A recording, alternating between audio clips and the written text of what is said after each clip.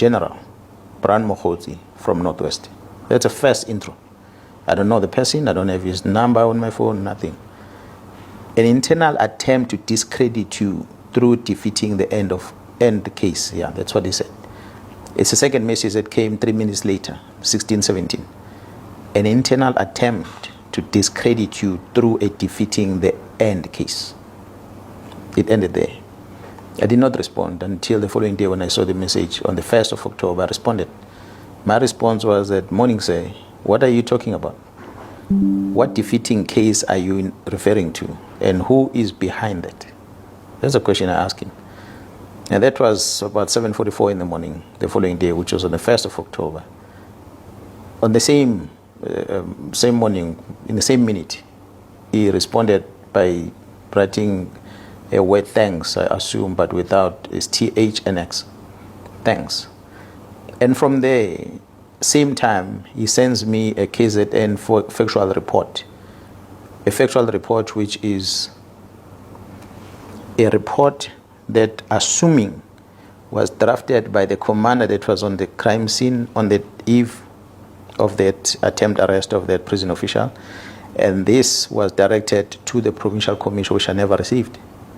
This factual report was directed to the provincial commissioner, and this very same factual report is not signed at the bottom. Although it's got the name of the member that was in charge, but so it is a report directed to me. It should have been signed and it's dated on the 9th of January 2024. That was a day after the incident. So which means the member who was in charge was communicating to me that as per the engagement the previous night, this is what he has done. So this was a factual report. That was never sent to you? Which I never received. Maybe it might have been processed somehow, but I never received it. And this COP one is not signed. So he sends me this. The first question is, but where will a civilian person guess this thing? I have never heard of a name, Mkhwanazi, before in the police. So he sends me that factual report. And immediately, same time, he sends me the copy of OP entry.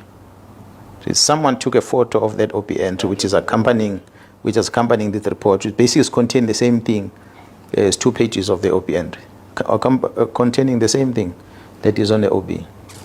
Then after that, 7:51, the next message is, please handle confidentially. A meeting with the complainant will revert. That's his message. Next message, which he sends at 8:37. am in Lusikisiki today. Well, let's say a WhatsApp message, which means I am in Lusikisiki today. And the next messages come after that. General Khumalo, DivCom, just checked your standing with him. Now introduce something else. He's still busy with the prison. Now introduce General Khumalo. General Khumalo, DivCom, just check your standing with him. Yesterday, he pushed a negative narrative about you on the CITs in KZN. Again, the same complainant spoke with him.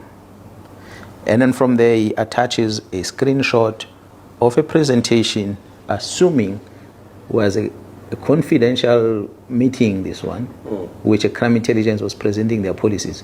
He has a copy of that first slide. Could it be that he was in that meeting, or someone who was in that meeting took that picture and sent it to him?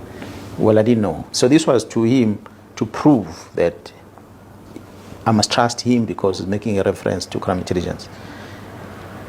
Now, my response to him was that I hope you understand. Sorry. He writes another message again. He says, I hope you understand, will revert. Confidentially is key here.